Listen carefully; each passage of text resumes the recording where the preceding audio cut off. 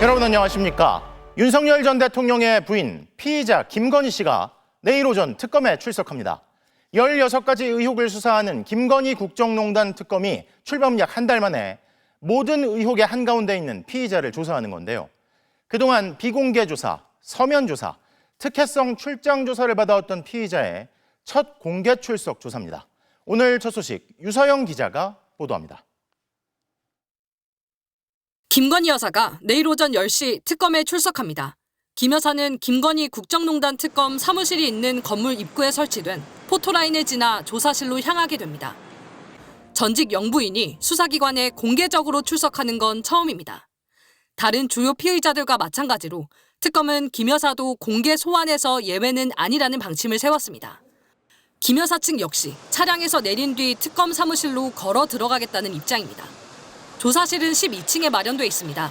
특검은 김 여사가 도착하면 곧바로 조사에 들어갈 예정인데 혐의가 여러 가지인 만큼 조사해야 할 양도 방대해 당장 내일 조사도 길어질 가능성이 큽니다. 다만 밤 9시 이후의 심야 조사는 본인이 동의해야 가능합니다. 조사 전 과정을 영상으로 남겨두는 영상 녹화도 마찬가지입니다. 김 여사 측은 진술을 최대한 하겠다고 밝히면서 영상 녹화와 심야 조사는 가능한 한 하지 않는 방향으로 협의하겠다는 입장입니다. 또 우울증으로 진료를 받고 있는 점 등을 들어 휴식 보장을 요구할 예정입니다. 특검 관계자는 장시간 조사 가능성이나 김 여사 측이 요청한 휴식 보장에 대해선 법과 원칙에 따라 진행할 것이라고만 밝혔습니다. 김 여사가 서울 서초동 자택에서 광화문 인근 특검 사무실까지 이동할 때 대통령 경호차 차량을 이용할 걸로 보입니다. 구속이 되면서 윤석열 전 대통령의 신병 관리는 교정당국으로 넘어가 있지만 전 영부인에 대한 경우는 유지되고 있기 때문입니다. 다만 경호처 인력이 조사실 안까지 함께 들어가진 않을 걸로 보입니다. 내일 특검 사무실 주변에는 여러 건의 집회가 신고돼 있어 대규모 경찰력이 특검 인근에 배치될 예정입니다. MBC 뉴스 유서입니다. 김건희 특검의 수사 대상은 16가지로 매우 방대하지만 조사 첫날인 내일은 우선 5가지 의혹 위주로 조사가 이뤄질 걸로 보입니다. 어떤 것들인지 구민지 기자가 보도합니다. 이번 출석 요구서에 적힌 사건은 크게 5가지입니다. 먼저 도이치모터스 주가 조작 의혹. 권오수 전 도이치모터스 회장 일당이 2009년부터 2012년까지 주가를 조작하는 과정에서 김건희 여사가 돈을 대는 전주 역할을 해 주가 조작을 공모하거나 방조했다는 혐의입니다.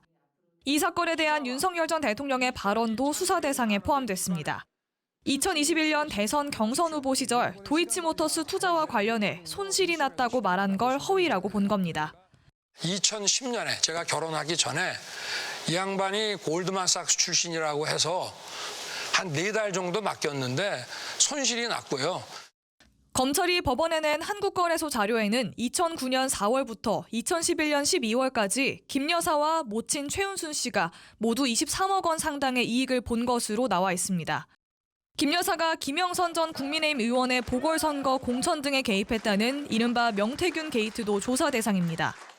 특검은 윤영호 전 통일교 세계본부장이 통일교 교단 청탁과 함께 김 여사에게 전달해달라며 건진법사 전성배 씨에게 다이아 목걸이 등을 건넨 혐의도 조사할 예정입니다. 여기에 특검은 김 여사가 2022년 나토 순방 당시 착용한 장신구를 재산 신고하지 않았다는 의혹도 조사 대상에 추가했습니다. 최근 압수수색에서 문제의 목걸이로 추정되는 제품을 찾았기 때문입니다. 출석 요구서에는 공직자윤리법 위반 혐의를 적시했습니다. 논란이 불거질 당시 대통령실은 장신구 한 점은 소상공인에게 샀고 2점은 지인에게 빌렸다고 해명했는데 김 여사 측은 올해 3점 모두 모조품이라는 조금 다른 입장을 내놓아 논란이 됐습니다. 특검은 앞서 권오수 전 회장, 명태균 씨, 김영선 전 의원, 윤영호 전 본부장, 오빠 김진우 씨 등 5가지 사건 관련자들을 조사하며 김 여사를 조사할 준비를 어느 정도 마무리해놓은 상태입니다. 하지만 김건희 국정농단 특검법의 수사 대상은 모두 16가지.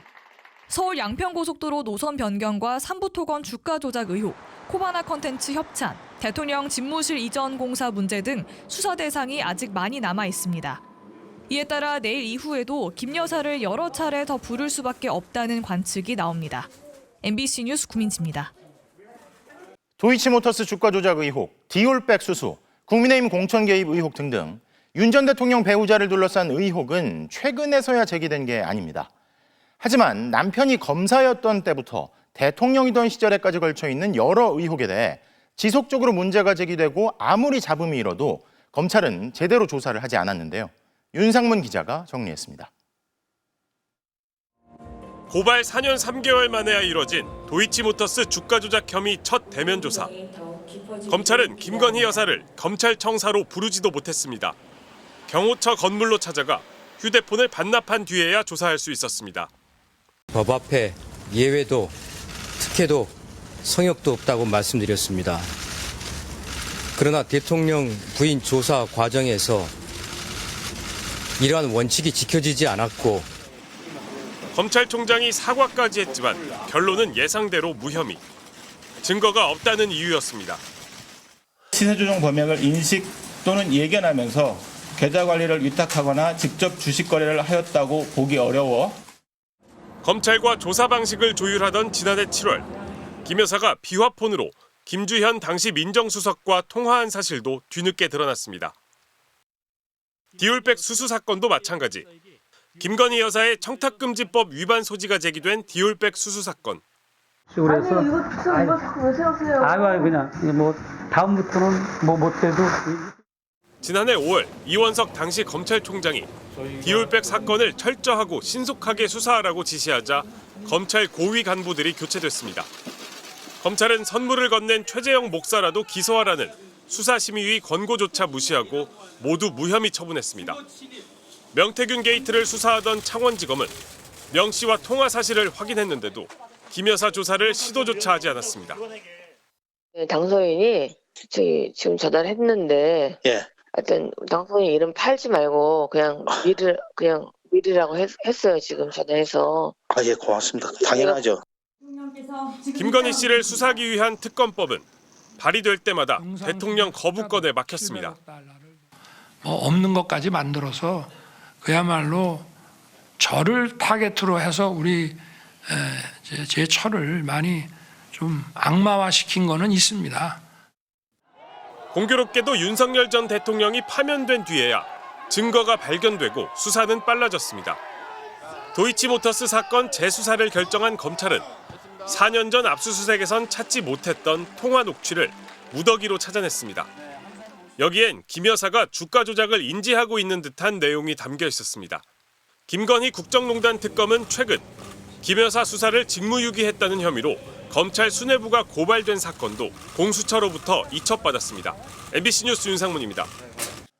전직 대통령 부인 조사를 위해 특별검사까지 임명한 건 사상 처음 있는 일입니다. 앞서 보셨듯이 피의자의 혐의가 워낙 많고 무거운데도 그동안 수사는 제대로 이뤄진 게 없고 그래서 독립적인 특검의 수사가 필요했기 때문인데요. 윤 전 대통령 부인의 특검 출두 의미를 전영우 논설위원이 짚었습니다. 남은 선거 기간 동안 조용히 반성하고 그리고 남편이 대통령이 되는 경우라도 아내의 역할에만 충실하겠습니다. 대선을 몇 개월 앞둔 지난 2021년 겨울, 김건희 여사는 자신의 경력 허위 기재에 대해 고개 숙여 사과했습니다. 남편이 대통령에 당선돼도 자숙하며 조용히 지내겠다고 약속했습니다.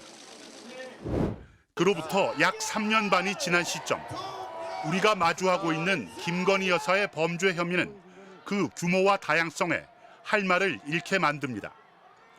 김 여사가 정말 고속도로를 휘어 자신과 가족의 사적인 이익을 도모했다면, 주가 조작을 통해 거액의 부정한 돈을 챙겼다면, 금품을 받은 대가로 특정 종교 집단이 부정한 이득을 도모할 수 있도록, 그리고 그들이 범죄 혐의를 벗도록 도왔다면, 정당 공천에 개입해 당원들의 민주적 권리 행사를 방해했다면, 급류에 휘말린 젊은 해병대원의 죽음, 그 죽음을 책임져야 할 사람들이 법의 심판대 너머로 도망치는 데 관여했다면 우리는 어떻게 해야 할까요?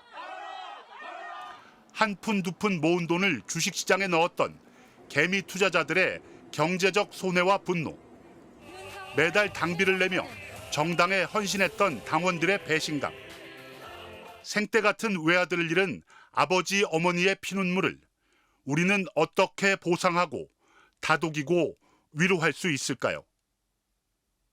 김 여사는 비록 공직자가 아니었지만 대한민국을 대표하는 또 다른 얼굴이었습니다. 그래서 그녀는 우리가 낸 세금으로 대통령의 해외 순방에 함께하고 경호처는 그 안전을 돌봤습니다.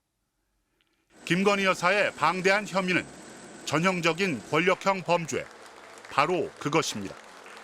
그래서 특별검사는 주권자를 대신해 한치의 의혹도 남지 않도록 범죄 혐의를 낱낱이 파헤쳐야 합니다.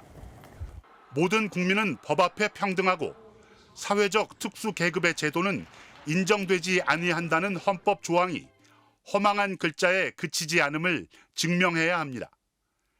대한 국민이 바라는 최종 목표는 한 개인을 처벌하는 일이 아닙니다.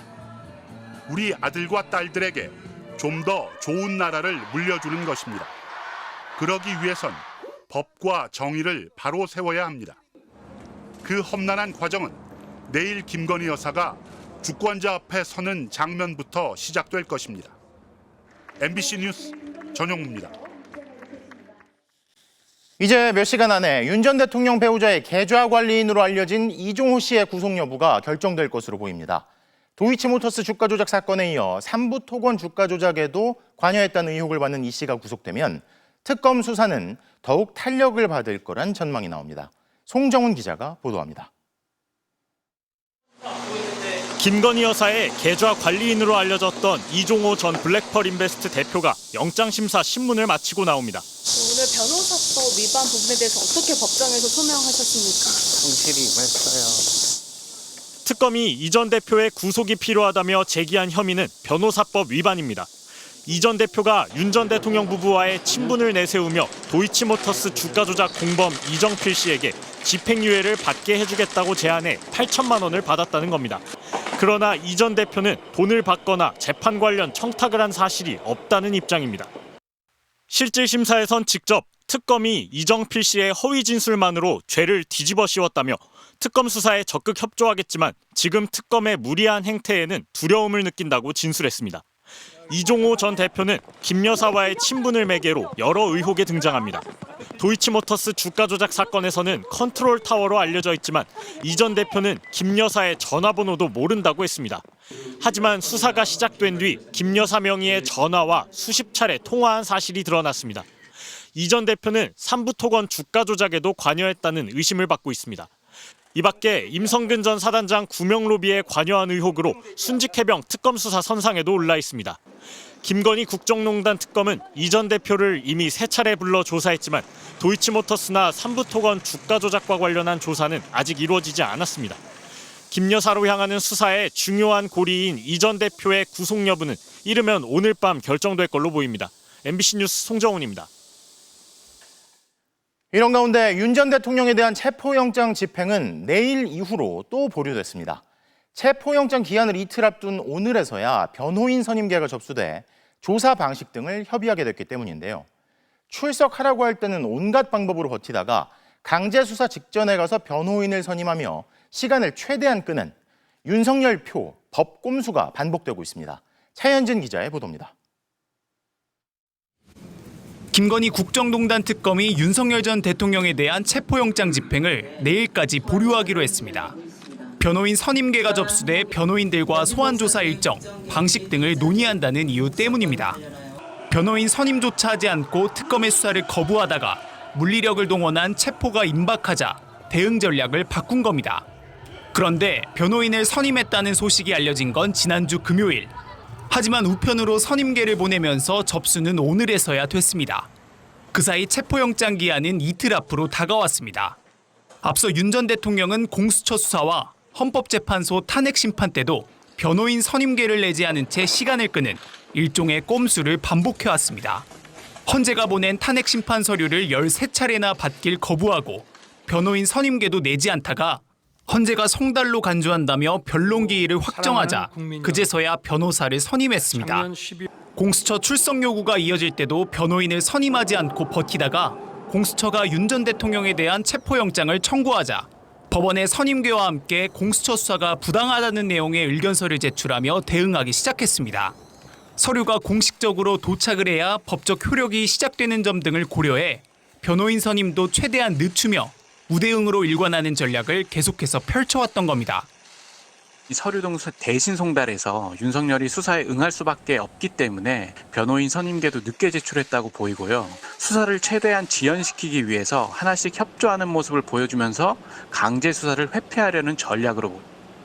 특검은 윤 전 대통령 측 변호인과 조사 일정에 대한 협의가 잘 이루어지지 않을 경우 목요일에 체포영장 재집행에 나서거나 영장을 재청구한다는 방침입니다. MBC 뉴스 차현진입니다. 지난 1월 서울 서부지법 폭동의 배후에 사랑제일교회 목사인 전광훈 씨가 있다는 의혹에 대해 경찰이 오늘 강제 수사에 착수했습니다. 경찰은 전 씨와 측근인 극우 유튜버 등 7명에 대해 압수수색을 벌였는데 이들 중 일부가 폭도들과 연락한 정황을 찾은 것으로 보입니다. 도윤성 기자입니다. 오늘 아침 6시 반쯤 서울 성북구 사랑제일교회에 경찰 수사관 수십 명이 들이닥쳤습니다. 전광훈 씨에 대한 대대적인 압수수색에 나선 겁니다. 지난 1월 서울 서부지법 폭동 이후 이른바 전광훈 전담팀을 꾸린 지 6개월여 만입니다. 오늘 어떤 자료 확보하셨나요? 경찰은 사랑제일교회와 전 씨 유튜브 채널 스튜디오 등에서 컴퓨터 등을 확보한 것으로 전해졌습니다. 또 전 씨 최측근인 유튜버 신혜식 씨 등 6명에 대해서도 압수수색을 벌였습니다. 이걸 압수수색 하려고 그러더라고. 그럼 난 핸드폰 못 쓰니까 이걸 차라리 포렌식을 해가지고 가라 그래서 USB 넣어가지고 포렌식해서 가져갔어요. 경찰은 전 씨가 법원 폭동을 부추기거나 시킨 것으로 보고 있습니다. 전 씨는 폭동 하루 전날 서울 광화문과 서부지법에서 잇따라 집회 무대에 올라 선동성 발언을 했습니다. 서부지방법원 주소를 한번 띄워주세요. 주소. 빨리 이동을 해야 되니까 오늘 내로 우리는 윤석열 대통령을 찾아와야 되는 것입니다. 경찰은 앞서 전광훈 씨 등의 통신 기록을 확보해 폭동 사태를 둘러싼 인물들의 관계망을 추적해왔습니다. 전 씨 측과 폭도가 직접 연락한 기록이 있냐는 MBC 질의에 경찰 관계자는 구체적으로 누가 어떻게 연락했는지 밝히기 어렵다고 답했습니다. 전 씨는 서부지법 폭동 사태와 자신은 무관하다며 혐의를 완강히 부인했습니다. 그리고 이 서부 사태의 진입 사건은요, 그 다음 날 새벽 3시에 일어난 거예요. 그러니까 그 사람들은 나는 전혀 모르는 사람들이야. 경찰은 압수물 분석을 마치는 대로 전광훈 씨와 측근들을 차례로 불러 조사할 방침입니다. MBC 뉴스 도윤선입니다. 전광훈 씨의 폭동 교사 혐의 중심에는 사랑제일교회 특임 전도사들이 있습니다. 이들은 최근 유죄가 인정돼 중형을 선고받았는데요.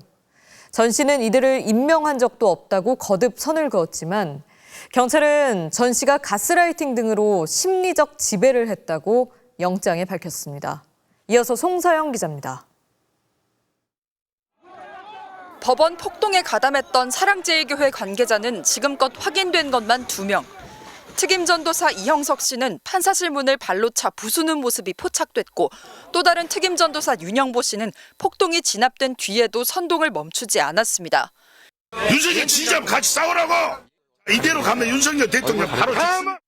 두 사람 모두 최근 1심에서 징역 3년 이상의 중형을 선고받았습니다. 전 씨는 이들과 대화할 군번이 아니라며 선을 그어왔습니다. 오늘은 이들을 임명한 적 없다고 부인했습니다. 이게 정식 전사도 아니고 윤영보라든지 그다음에 또 이영석 임명한 적이 없어요, 우리 교회. 하지만 경찰의 판단은 다릅니다. 경찰은 오늘 압수수색 영장에 전 씨가 3, 4년 전 이들을 특임 전도사에 임명했다고 했습니다. 이어 전 씨는 신앙심을 이용한 가스라이팅과 금전 지원 등을 통해 이들을 심리적 지배하에 뒀으며 자신의 메시지를 명령으로 알고 따를 것도 예상하고 있다고도 적시했습니다.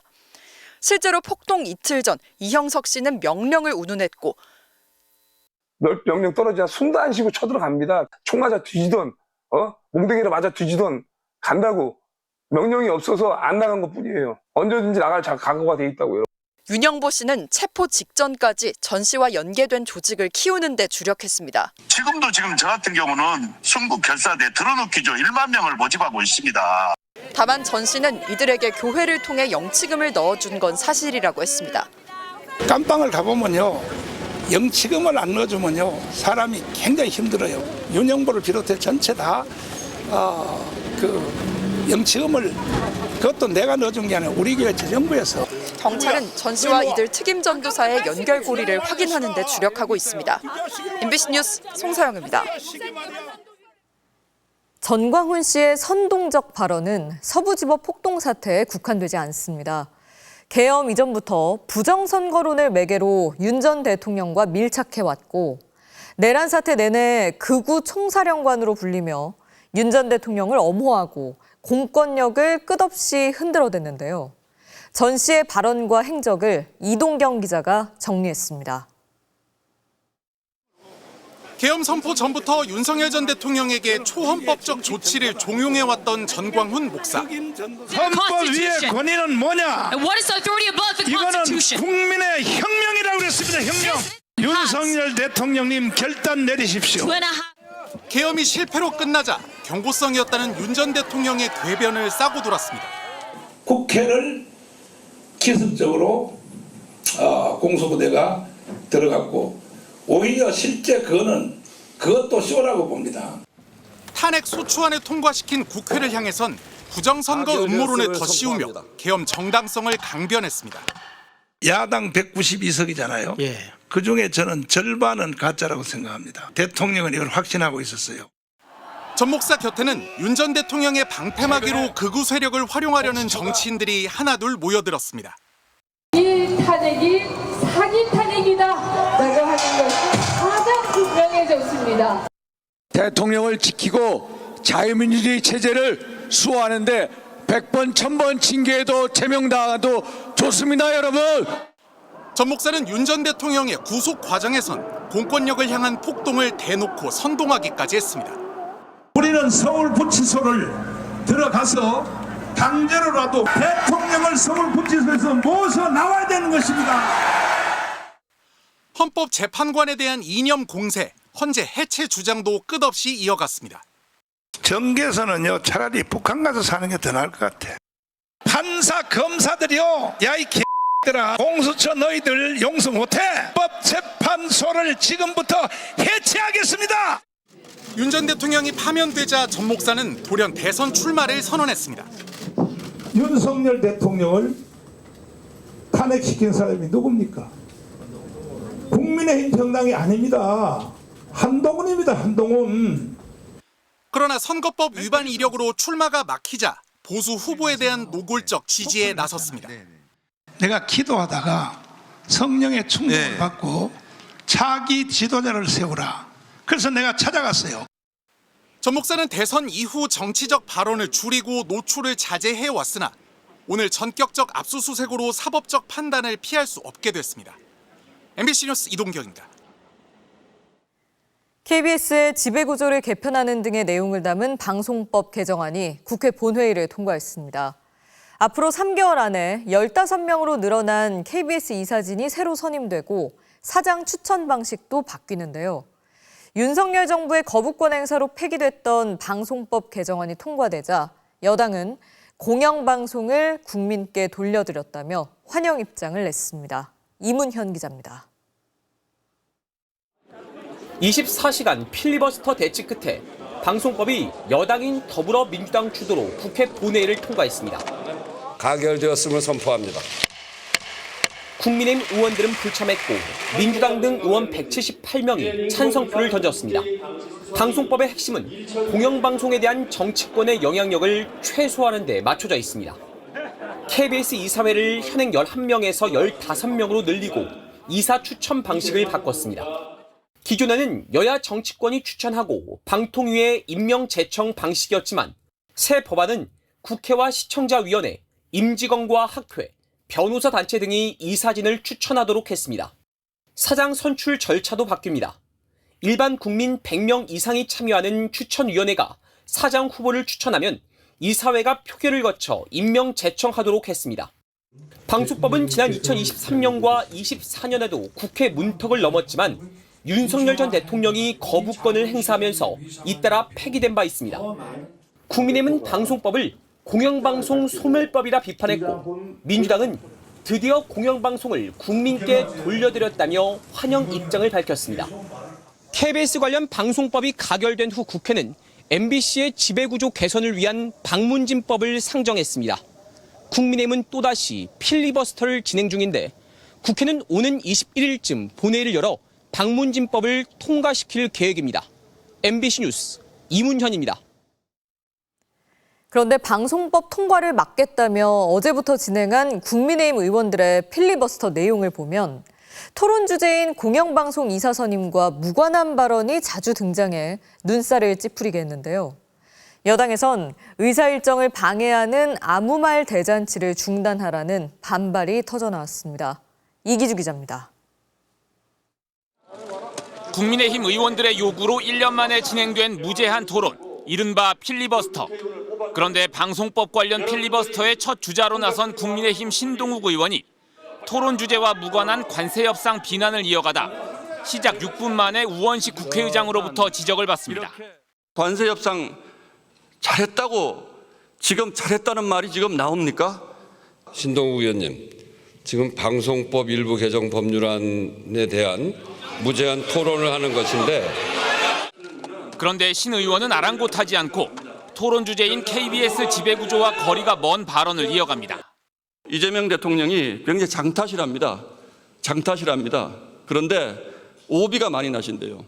트럼프 대통령하고 골프 치시면서 제발 오비는 내지 말고.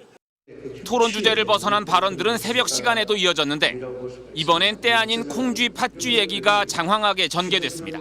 착한 콩쥐는 계모의 괴롭힘에도 불구하고 여러 동물도에 도움을 받고 그래서 난관을 헤쳐나가고. 언론의 프레임을 설명한다는 취지였습니다. 이틀째 필리버스터도 토론 주제와 상관없는 대여 공세가 등장하며 우원식 의장이 개입하는 상황이 반복됐습니다. 이춘석 의원이 거래한 차 땡땡의 주식계좌 투자액을 살펴보면 안건을 중심으로 해서 토론해 주시기 바랍니다. 토론이라기보다 사실상 보여주기식 퍼포먼스가 이어지자 범여권에선 아무 말 대잔치를 중단하라는 비판이 쏟아졌습니다. 지금 이 시각에도 아무 말 대잔치를 계속하고 있습니다. 국민의힘은 당리당략에 눈이 멀어 민생과 개혁을 내팽개치고 있습니다. 여기에 다수당인 민주당 의원들까지 필리버스터에 참여해 장시간 역공을 펴면서 소수당이 합법적으로 의사진행을 막기 위한 제도인 필리버스터의 본래 취지가 무색해졌다는 지적도 나오고 있습니다. MBC 뉴스 이기주입니다. 국회 법사위원장인 민주당 이춘석 의원이 본회의 도중 스마트폰으로 주식 거래를 하는 장면이 포착됐는데요. 그런데 이 계좌의 주인이 보좌관으로 드러나면서 차명거래 논란이 커지고 있습니다. 국민의힘은 고발을 예고했고 민주당 정청래 대표는 즉시 긴급 진상조사를 지시했습니다. 김상훈 기자가 보도합니다. 국회 본회의장에서 더불어민주당 이춘석 의원이 스마트폰을 들여다봅니다. 본회의 중 주식 거래 화면을 확인한 건데 네이버와 LG CNS를 각각 150주, 420주, 카카오페이를 537주 보유하고 있는 계좌 화면이 언론에 포착됐습니다. 모두 합치면 1억 원 상당입니다. 특히 네이버와 LG CNS는 어제 오후 2시 과학기술정보통신부가 발표한 국가대표 AI팀에 포함된 종목입니다. 2시 넘어 개회한 본회의 시각을 고려하면 이 의원이 정부 발표 이후 네이버 주식을 5주씩 분할 매도했다는 의혹도 제기됩니다. 국회 법사위원장인 이춘석 의원은 지난 6월부터 대통령 직속 국정기획위원회에서 경제 2분과장을 맡아 새 정부 AI 정책에도 관여하고 있어 이해 충돌 소지가 크다는 지적도 제기됩니다. 우리 경제 제2분과의 하나에 AI 전문가를 중심으로 한 AI 과학기술 부분에 대한 TF를 구성했습니다. 더 심각한 문제는 차명거래 의혹입니다. 포착된 사진 속 계좌주는 이 의원이 아닌 차모 씨, 이 의원의 보좌관입니다. 작년 말 기준 재산 공개에서 이 의원은 4억 7천여만 원을 신고했는데 주식은 전혀 없었습니다. 이 의원은 본회의 중 주식을 열어본 건 변명의 여지가 없어 사과드린다면서도 보좌관의 스마트폰을 사용한 것일 뿐 차명 거래한 사실은 결코 없다고 주장했습니다. 아니 SNS에 올린 그게 전부입니다. 그다 좋다 하면 밝혀질 거니까요. 그런데 본사가 폰이 맞다는 말씀이신 거죠? 어제 썼던 핸드폰이. 저희 입장은 다 예. 올린 그대로 논란이 커지자 민주당 정청래 대표는 곧바로 윤리감찰단에 긴급 진상조사를 지시했습니다. 국민의힘 주진우 의원은 호재성 정보를 미리 알고 매입한 걸로 유력하게 의심된다며 이 의원을 직접 형사고발하겠다고 밝혔고, 진보당도 보좌관 휴대폰을 잘못 갖고 들어갔다가 주식창을 열어봤다는 해명은 거짓과 궤변이라고 비판했습니다. MBC 뉴스 김상훈입니다. 조국 전 장관 사면을 두고 대통령 사면권이 정치적 흥정의 수단이 되어서는 안 된다고 비판했던 국민의힘 송원석 비상대책위원장인데요. 겉으론 그랬는데 내밀하게는 국민의힘 출신 정치인들을 줄줄이 특사 대상으로 요청하는 메시지를 보낸 게 포착됐죠. 범여권은 물론이고 당내에서도 비판이 이어지고 있습니다. 장슬기 기자입니다. 어제 표결이 한창이던 국회 본회의장에서 카메라에 포착된 국민의힘 송원석 비상대책위원장의 휴대전화 화면입니다. 송 비대위원장이 대통령실 강훈식 비서실장과 주고받은 메시지인데 안상수 전 인천시장의 배우자, 정찬민 홍문종 전 의원의 사면과 함께 심학봉 전 의원의 복권을 요청했습니다. 송 비대위원장은 강 실장에게 감사하다며 눈웃음 표시까지 보냈습니다. 송 비대위원장이 사면 복권을 요청한 인물들은 불법 정치자금, 뇌물수수와 횡령 등으로 많게는 7년형을 선고받은 정치인들입니다. 그런데 송 비대위원장은 사면 요청의 메시지를 주고받기 직전까지도 대통령의 사면권이 정치적 흥정의 수단이 되면 안 된다며 특히 조국 전 장관의 사면을 강력히 반대했습니다. 파렴치한 권력형 범죄자 조국 전 법무부 장관을 광복절에 사면해 달라고 하는 파렴치한 요구가 여당에서 쏟아져 나오고 있습니다. 이에 대해 조국혁신당은 송 비대위원장이 양두구육의 표본을 보여줬다고 비판했고, 진보당은 추잡한 뒷구명 특별사면 요청이라고 반발했습니다. 정치적 흥정의 수단이 되어서는 아니 된다며 이재명 대통령에게 직접 경고까지 날리지 않았습니까? 그러더니 뒷구멍으로는 갈매기 웃음까지 표현하면서 당내에서도 쓴소리가 나왔습니다.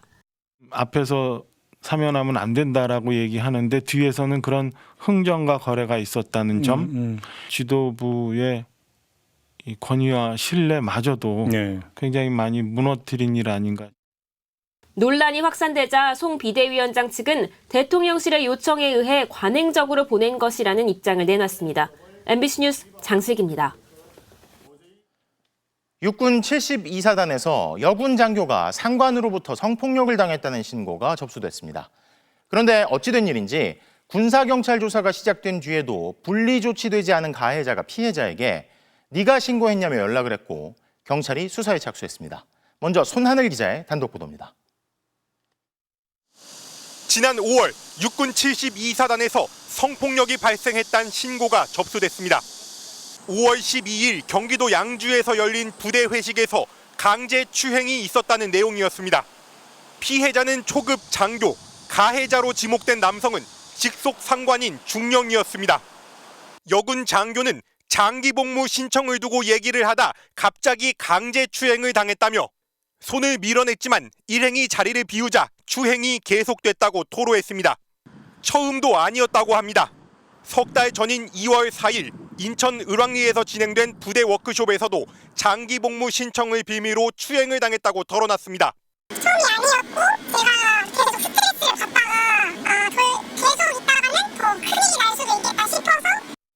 하지만 신고가 접수된 뒤에도 72사단은 가해자, 피해자 분리라는 기본 조치도 바로 하지 않았습니다. 오히려 피해 장교에게 해당 중령이 전화를 걸어왔습니다. 네가 신고한 거냐? 너만 감찰 조사 안 받았으면 너가 신고한 거 맞네. 이런 식으로 말씀을 하셨다가 문자 메시지와 카카오톡, 텔레그램까지 연락이 계속됐다고 합니다. 이때까지 좋았던 시간들이 있었는데 자기가 너무 바보 같았다. 용서를 해달라. 결국 육군이 해당 중령을 임시 분리 조치한 건 5월 26일. 사건이 벌어지고 2주 뒤 그마저도 피해자가 요청한 뒤였습니다. 피해 장교는 경기 북부경찰청에 해당 중령을 강제 추행 혐의로 고소했습니다. 임시분리 조치됐다던 중령은 이후 엿새간 사단장으로부터 휴가를 받았습니다. MBC 뉴스 손하늘입니다.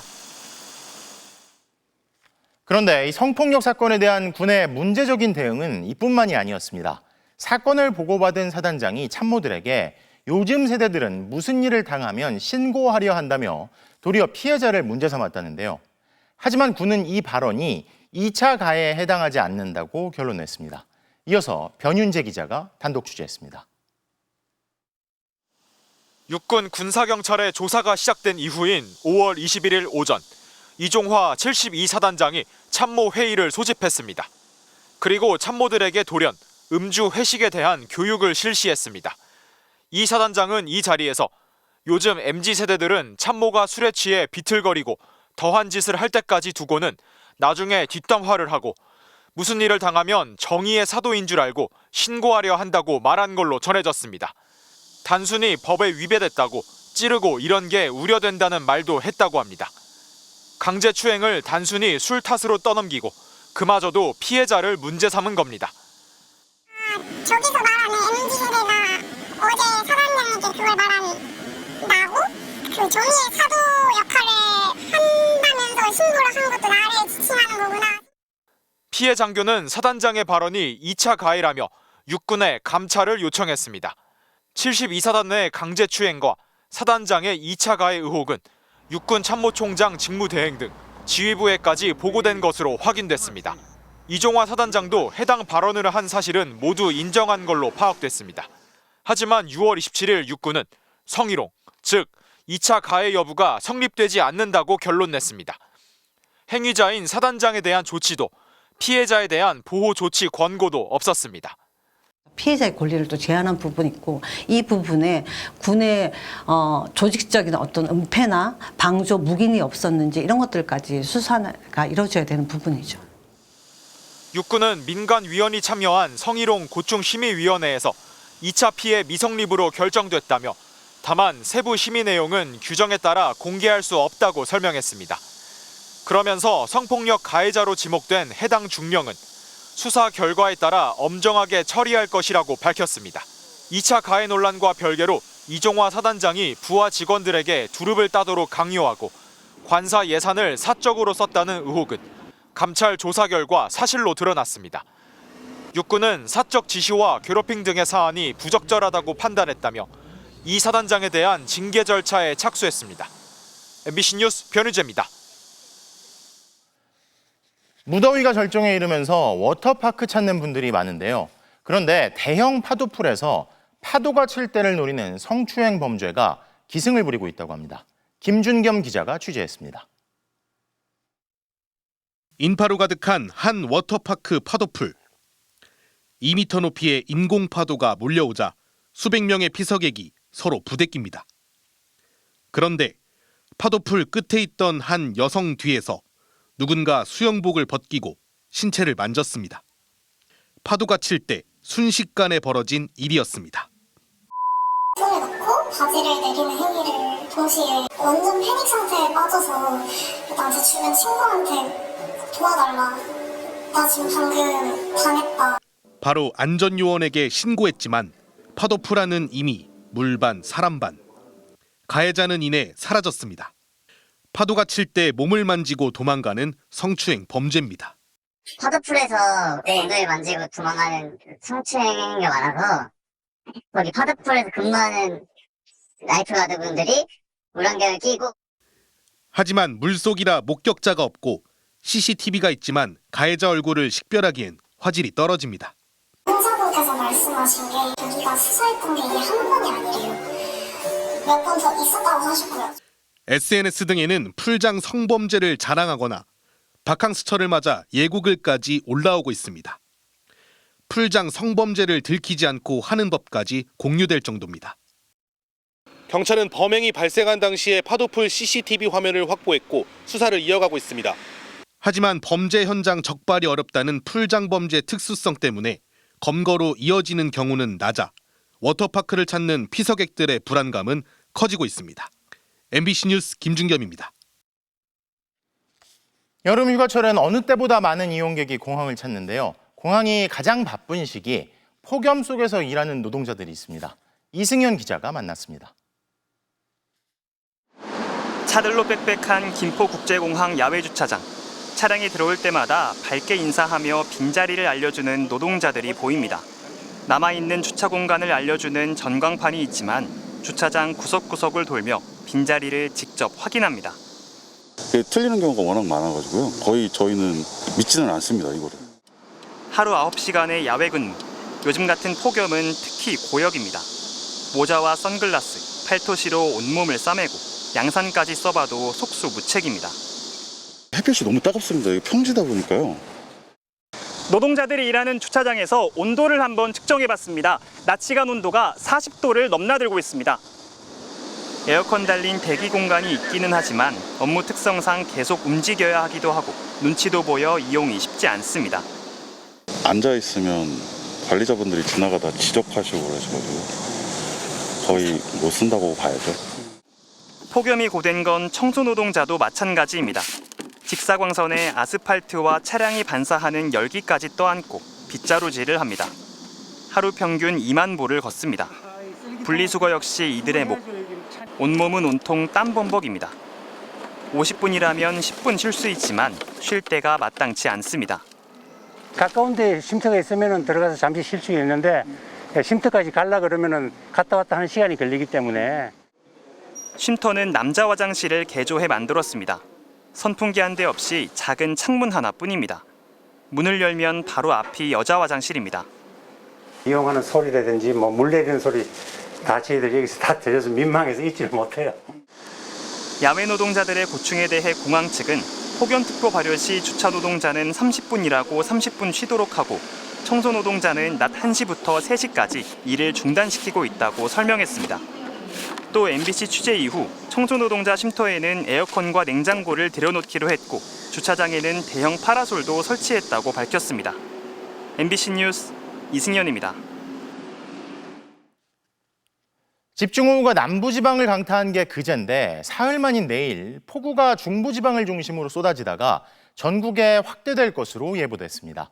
내일 하루 경기도와 강원, 충청 지역에서 시간당 최대 100에서 150mm의 천둥, 번개, 돌풍을 동반한 많은 비가 예상되는데요. 김민욱 기자입니다. 내일과 모레 강수 예상 그래픽입니다. 오전에 경기도와 강원도를 시작으로 모레 남부지방에까지 비구름이 남하하면서 비를 뿌릴 전망입니다. 예상 강수량은 경기 북서부, 동부와 강원 중남부 내륙 많은 곳 150mm 이상, 전라권 많은 곳 120mm 이상, 충청권과 경남 많은 곳 100mm 이상입니다. 북서쪽에서 남하한 찬 공기가 따뜻하고 습한 공기를 만나 폭이 좁은 비구름대를 만들 것으로 보입니다. 이번 여름 되풀이되고 있는 국지성 호우가 다시 예상됩니다. 특히 일부 지역에는 시간당 최대 70mm 안팎의 극한호우 수준의 비가 내릴 가능성도 있습니다. 남북으로 폭이 좁은 비구름대가 중부지방부터 남하하겠고 중부지방을 중심으로 천둥, 번개, 돌풍을 동반한 시간당 최대 50mm 내외의 매우 강한 비가 내리는 곳이 있겠습니다. 비가 집중되는 시간대는 수도권과 강원도 오전에서 오후, 충청권 늦은 오후부터 밤, 전라권 밤부터 7일 새벽, 경남권 7일 새벽입니다. 한편 그제 전남 한평의 자동 기상 관측 장비에는 오후 7시 33분부터 1시간 동안 147.5mm의 비가 내린 것으로 뒤늦게 확인됐습니다. 같은 날 전남 무안에 시간당 142mm의 기록은 물론 지금까지 자동 관측 장비 기록상 최다 시우량인 작년 7월 9일 전북 군산 어청도에 146mm를 뛰어넘는 역대 최다 기록입니다. MBC 뉴스 김민욱입니다. 고가의 위스키를 직구하면서 세금을 내지 않은 밀수범들이 적발됐습니다. 의사와 대학 교수, 기업 대표였는데요. 밀수한 위스키가 5,000병 이상, 시가로 52억 원에 달했습니다. 김건휘 기자입니다. 한 치과병원의 창고, 선반에 의료용품 대신 위스키가 빼곡히 들어차 있습니다. 반대편 선반에도 1층부터 4층까지 고급 위스키들로 가득합니다. 상자째 보관 중인 것도 많고 같은 종류가 나란히 진열된 것들도 있습니다. 이 병원 의사는 600여 차례에 걸쳐 해외 직구 형태로 위스키를 밀수했습니다. 3억 원 상당을 들여오면서 가격을 낮춰 신고하고 타인 명의를 사용하는 수법으로 세금은 거의 내지 않았습니다. 탈루한 세금만 4억 3천만 원입니다. 관세, 주세, 교육세 등 세액을 줄일 목적으로 해외 직구를 통해 위스키를 구매한 후 다른 물품으로 신고하거나 구매 가격을 낮게 신고하였습니다. 세관 당국은 고소득자들이 모인 동호회에서 초고가 위스키를 밀수해 즐기고 있다는 첩보를 입수하고 수사에 착수했습니다. 10명의 밀수범을 잡았는데 안과의사와 치과의사, 교수와 기업체 대표도 있었습니다. 이들이 밀수한 위스키는 모두 5,400여 병, 시가로 무려 52억 원에 달했습니다. 가장 비싼 건 한 병에 2,300만 원이었고 혼자서 1,600병 넘게 밀수한 사람도 있습니다. 통상 1,000만 원짜리 위스키 한 병을 수입하면 관세와 주세, 교육세 등을 합쳐 세금이 1,500만 원이 넘습니다. 고가의 술에 높은 세금을 매기는 한국의 주세 체계 때문인데 밀수범들은 이를 피하기 위해 온갖 수법을 동원했습니다. 수입 신고 없이 밀수하기도 하고 심지어 위스키를 유리 제품이라고 속여 신고하기도 했습니다. 관세청은 적발된 10명에게 세금 41억 원을 추징하고 모두 검찰에 송치했습니다. 또 같은 수법의 밀수가 더 있을 것으로 보고 수사를 확대하고 있습니다. MBC 뉴스 김건우입니다. 정형외과에서 허리 시술을 받은 환자 1명이 숨지고 2명은 중태입니다. 병원에서 폐혈증을 일으키는 황색 포도알균에 집단 감염된 것으로 추정되는데 보건당국은 해당 병원에서 동일 시술을 받은 환자 260여 명에 대한 조사에 착수했습니다. 배연환 기자의 보도입니다. 강원 강릉의 한 정형외과, 허리 통증 완화 시술을 전문으로 하는 병원인데 지난달 시술을 받은 60대 환자가 시술 3일 만에 숨졌습니다. 사인은 폐혈성 쇼크로 추정되는데 또 다른 환자 2명도 현재 중환자실에 입원했습니다. 나머지 5명도 발열과 의식 저하 등 이상 증세를 보여 보건당국에서 긴급조사에 나섰는데 이들 대부분 혈액과 뇌 척수액에서 황색 포도알균이 검출됐습니다. 식중독을 일으키는 황색 포도알균은 상처 등을 통해 혈관으로 들어가면 폐혈증이나 뇌수막염을 유발하는 것으로 알려졌는데 이곳 병원 종사자와 집기 등 16곳에서 검출된 겁니다. 감염 사고가 발생한 해당 병원은 지난 1일부터 아예 문을 닫고 운영을 하지 않고 있는 상태입니다. 왜냐면 더 이상 환자가 발생이 돼서 안 되고 피해자가 생기면 안 되기 때문에. 보건당국은 동일 시술을 받은 환자 260여 명을 대상으로 감염 여부 등을 조사 중입니다. 저희가 가장 위험하다고 지금 생각하는 최근 2주간의 환자들에 대해서 건강 이상 유무를 체크를 하고 있거든요. 보건당국은 황색 포도알균의 유전자 분석을 통해 감염과 사망의 인과관계를 조사하고 있습니다. MBC 뉴스 배연환입니다. 오늘 서울 명동 신세계백화점 본점에서 수천 명이 긴급 대피하는 소동이 빚어졌습니다. 백화점에 폭발물을 설치했다는 글이 올라와 경찰이 수색에 나선 건데요. 다행히 허위 협박글로 확인됐는데 경찰은 이 글을 올린 용의자를 추적하고 있습니다. 조건희 기자입니다. 서울 중구 신세계백화점 본점. 경찰이 백화점 출입구 11곳을 폐쇄하고 출입을 전면 통제하고 있습니다. 들어가려고 했을 때 지금 이 상황이었어요. 다 통제돼 있고 아예 못 들어가게 막아놨더라고요. 오늘 낮 1시 43분 백화점에 폭발물이 설치된 것 같다는 신고가 경찰에 접수됐습니다. 한 온라인 커뮤니티에 신세계 본점 절대로 가지 마라.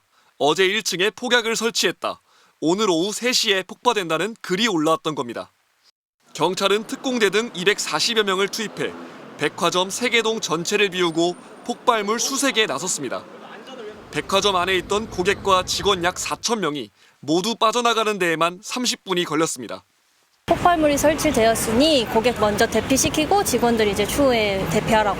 눈물이 날 뻔했어요. 무서웠어요. 외국인 관광객들도 놀란 기색이 역력했습니다. I kind of feel horrified because I haven't been to a situation like this before. 경찰이 1시간 반 동안 대대적인 수색을 벌였지만 폭발물은 발견되지 않았습니다. 거짓 협박이었던 겁니다. 경찰이 최종적으로 안전을 확인한 오후 4시쯤에야 출입 통제는 해제됐습니다. 백화점 입구 앞으로는 보이다시피 이렇게 긴 줄이 늘어섰습니다. 바깥에서 기다리다 통제가 해제되자 들어가는 고객들과 직원들입니다. 신세계 백화점 측은 2시간 넘는 소동으로 최대 6억 원 손실이 난 것으로 보인다면서 허위 사실로 사회적 불안을 조성하고 고객 안전을 위협한 행위에 대해 법적 대응 등 강력한 조치를 취할 예정이라고 밝혔습니다. 경찰은 테러 협박글을 올린 용의자의 IP 주소를 추적하고 있습니다. MBC 뉴스 조건입니다.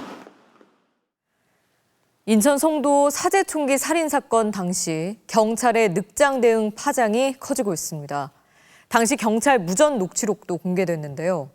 현장 출동 경찰관들은 방탄 헬멧과 방탄 방패가 없어 내부 진입이 어렵다고 판단했는데 당시 경찰차에 방탄 헬멧이 있었던 것으로 파악됐습니다. 차우형 기자입니다. 지난달 20일 밤 9시 31분 남편이 총에 맞았다는 신고가 경찰에 접수됐습니다. 4분 뒤 관할 인천 연수경찰서 상황실이 테이저건과 방탄복, 방탄 헬멧을 착용하라는 지침을 현장에 전달했습니다. 신고 10여 분 만에 경찰차 3대가 현장에 도착했습니다. 곧 방탄복을 착용했으면 바로 진입하라는 상황실 지시가 떨어졌지만 현장을 통솔하던 지구대 팀장이 난색을 표했습니다. 탄약 냄새가 난다. 피의자가 장전한 상태로 있으니 제압이 가능한 특공대가 와야 한다고 했습니다. 상황실이 방탄장구를 착용했는지 묻자 방탄복은 입었지만 방탄 헬멧이 없고 방탄 방패도 아니라며 무조건 진입하면 안 될 것 같다고 답했습니다. 이 같은 무전 내용은 일부 사실과 달랐습니다. 당시 출동한 경찰차에는 한 대당 2개씩 총 6개의 방탄 헬멧이 있었습니다.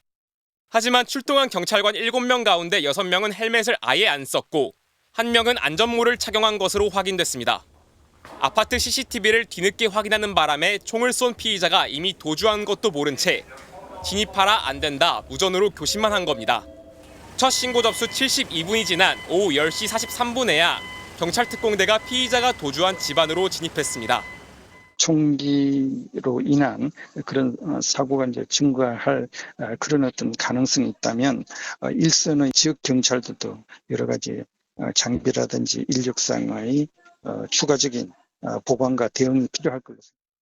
해당 지구대 측은 산탄총이라 방탄 헬멧이 있어도 방탄 방패 없이는 안면부 보호가 불가능해 진입이 어려운 상황이었다면서 경찰 특공대가 도착할 때까지 진입 동선 확인과 현장 통제 등 다양한 임무를 수행했다고 설명했습니다.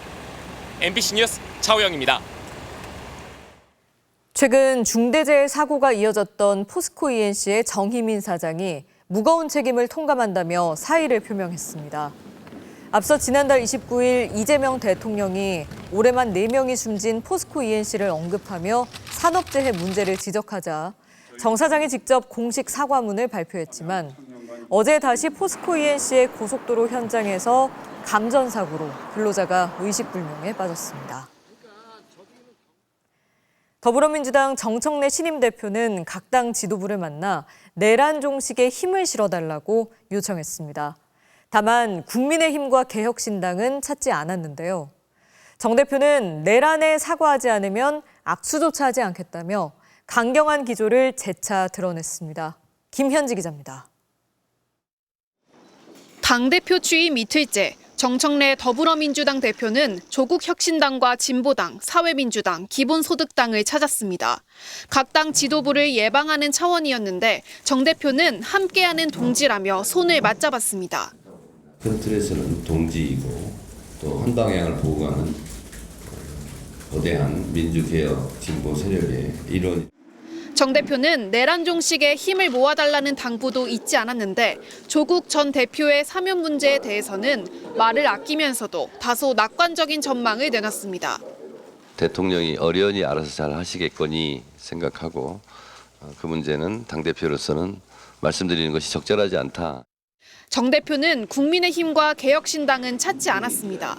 대신 유튜브 방송에 출연해 내란의 사과부터 하라며 날을 세웠습니다.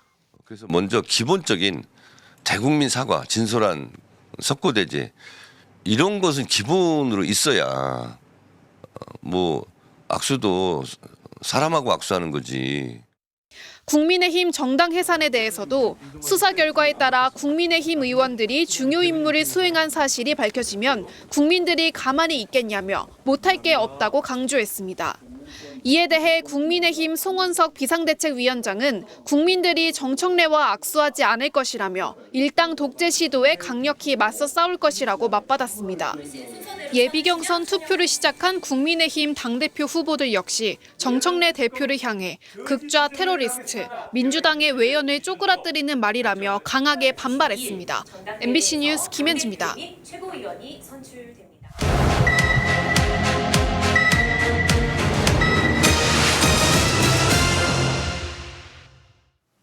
골든타임을 놓치면 안 될 대한민국의 시급한 과제들 연속 기획으로 전해드리고 있습니다. 이번에는 국민연금인데요. 그동안 기금 고갈이나 노후 보장 수준 등 각종 우려가 많았죠. 하지만 이런 걱정조차 할 수 없는 미가입자, 즉 사각지대가 큰 것도 문제인데 이에 대한 논의는 사실상 방치됐습니다. 배주환 기자가 취재했습니다. 직장 생활을 그만두고 5년째 배달 기사로 일하고 있는 이우형 씨. 매달 13만 원 정도를 국민연금에 붓고 있습니다.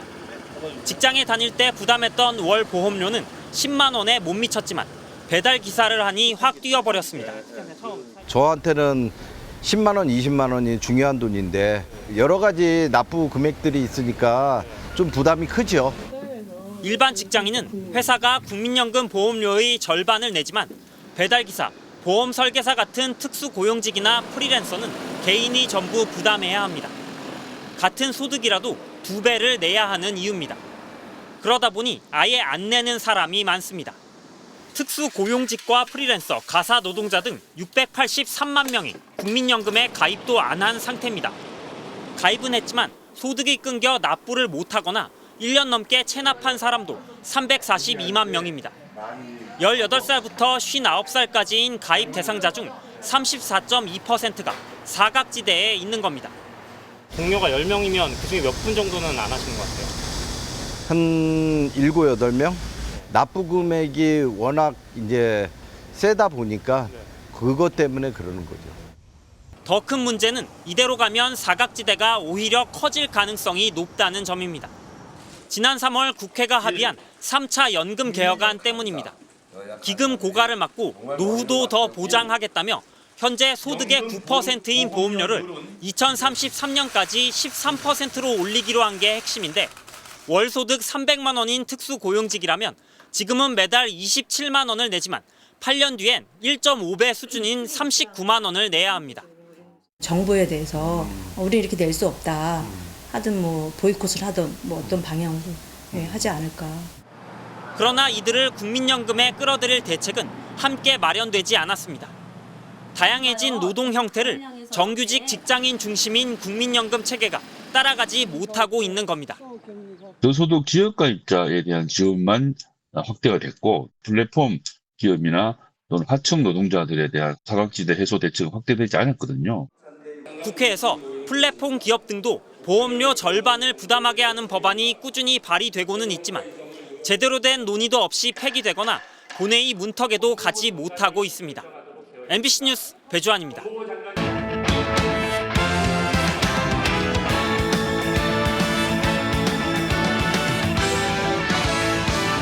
화요일 밤 스포츠 뉴스입니다. 토트넘을 떠나 미국 무대를 선택한 손흥민이 이적 협상 마무리를 위해 로스앤젤레스로 떠났습니다. LAFC는 물론 현지 교민들도 기대감이 가득한데요. 손장훈 기자입니다. 이틀 전 눈물의 토트넘 고별전을 치렀던 손흥민. LAFC와 이적 절차를 마무리하기 위해 출국길에 올랐습니다.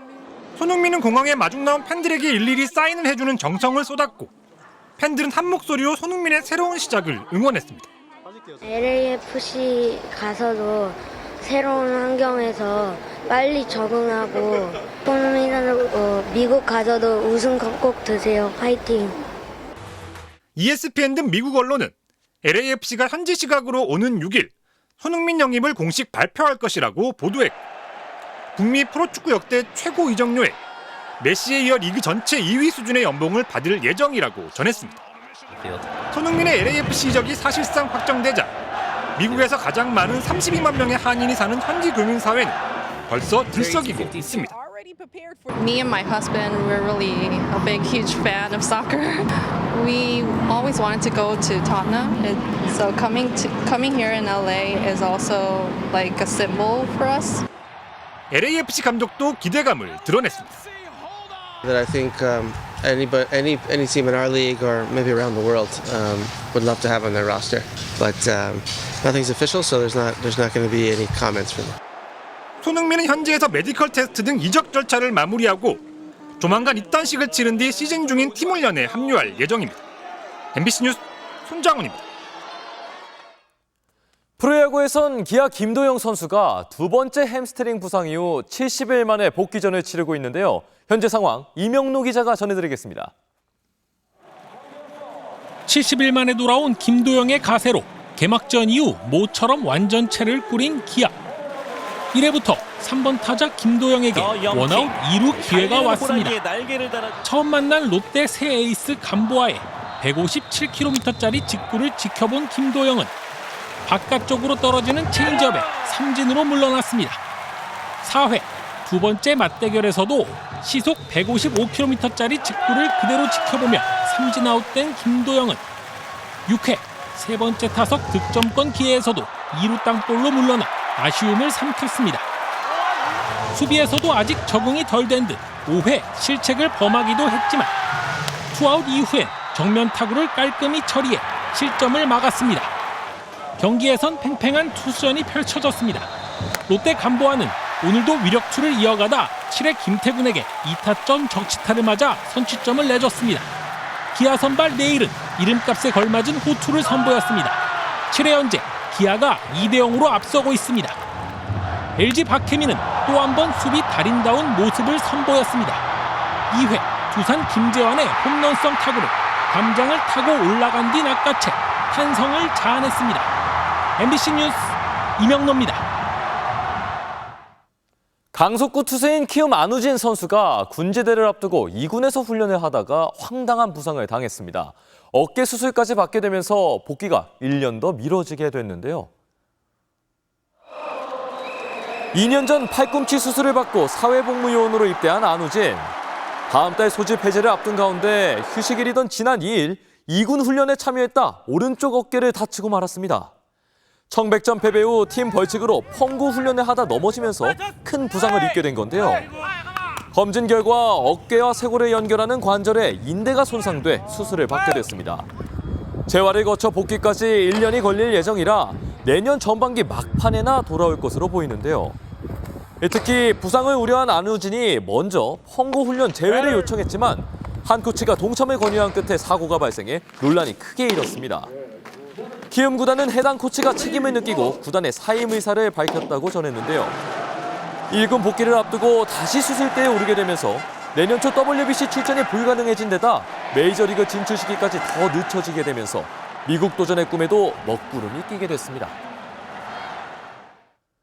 성적 부진에 빠진 K리그 울산이 결국 신태용 감독을 새 사령탑으로 선임했습니다. 자신을 믿어달라며 우승권에 근접한 팀을 만들겠다고 밝혔습니다. 최근 11경기 무승에 리그 7위까지 밀려나는 극심한 부진 속 결국 지난 1일 김판곤 전 감독과 계약을 해지한 울산. 나흘 만에 새 사령탑으로 신태용 감독을 공식 선임했습니다.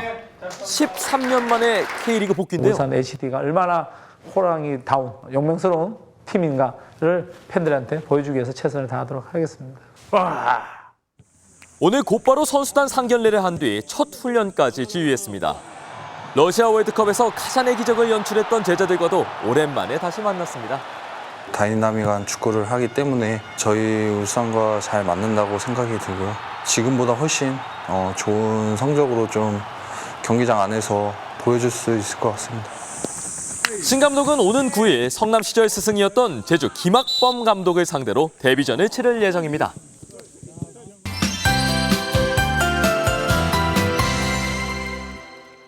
지금 폭염 속 남부 곳곳으로 강한 소나기가 내리고 있습니다. 오늘 오전 한때 경남 남해 지역은 호우경보가 내려질 정도로 세찬 소나기가 내렸는데요. 오늘 밤까지 남부지방에 계신 분들은 기습 소나기에 주의해 주셔야겠습니다. 내일은 다시 폭우 차례입니다. 새벽에 중부와 경북을 시작으로 차츰 전국 대부분 지역에서 비가 내리겠습니다. 특히 모레까지 수도권과 강원 내륙에 150mm 이상, 호남 지역에 120mm 이상의 많은 비가 쏟아지겠습니다. 북서쪽에서 찬 공기가 내려오고 남쪽 뜨거운 수증기와 만나 강한 비구름이 발달하겠습니다. 수도권과 강원도 지역은 내일 오전부터 오후 사이, 충청 지역은 내일 늦은 오후부터 밤 사이, 남부지방은 모레 새벽 사이 강한 비가 집중되겠는데요. 시간당 70mm 안팎씩 매우 강하게 쏟아질 수 있어서 주의해 주셔야겠습니다. 내일은 비가 내리며 무더위가 주춤하겠습니다. 다만 비가 그친 뒤로는 다시 33도 안팎의 무더위가 나타나겠고요. 그나마 다행인 건 절기 입추인 목요일부터는 열대야가 해소될 것으로 보입니다. 다음 주 월요일 남부와 제주를 시작으로 화요일에는 전국에 또 비가 내릴 전망입니다. 날씨였습니다. 30분이면 충분할 한 사람의 출두길이 너무 멀리 돌아온 가운데 우리 사회는 막대한 고통과 손실을 겪었습니다. 그의 배우자 파면으로부터도 어느새 넉 달, 내란이 발생하고 벌써 8달, 최초 의혹 제기 이후론 무려 6년이 넘게 흘렀습니다. 이제 내일입니다. 더는 시간을 낭비하면 안 되겠죠. 화요일 뉴스데스크 마칩니다. 시청해주신 여러분 고맙습니다.